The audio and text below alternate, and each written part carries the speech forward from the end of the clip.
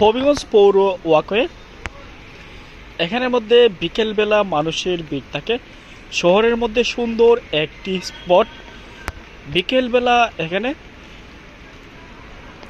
শহরবাসী পাশাপাশি যারা শহরে ঘুরতে আসে তারা এখানে ওয়াকওয়েতে হাঁটতে পারে এবং এখানে সৌন্দর্য উপভোগ করতে পারে।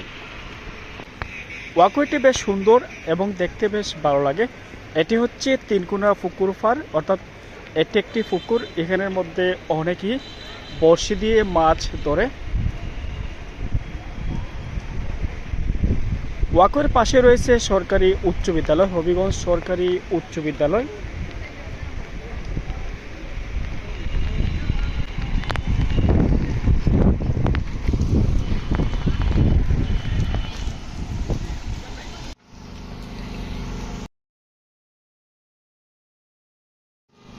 তবে শহরের মধ্যে যদি এমন সুন্দর দৃশ্য উপভোগ করা যায় বেশ ভালোই লাগে, যেহেতু হবিগঞ্জ শহরে বেশ কিছু জায়গা এমন ফাঁকা রয়েছে।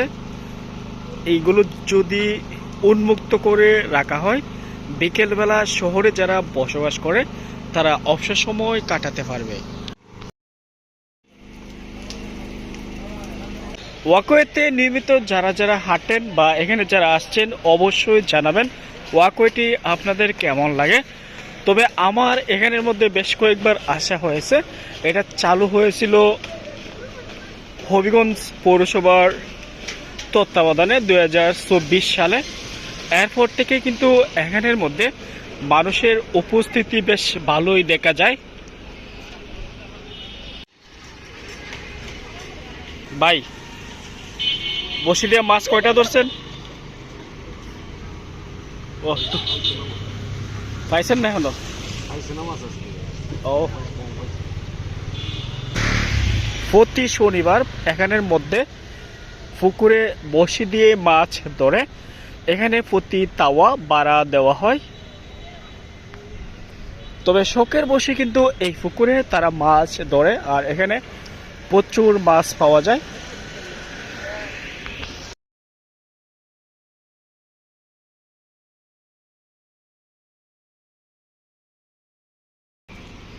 বিকেলে সৌন্দর্য উপভোগ করতে চাইলে অবশ্যই এখানে আসতে পারেন। আর এখানের পরিবেশটা বেশ সুন্দর, দেখতেও বেশ ভালো লাগে।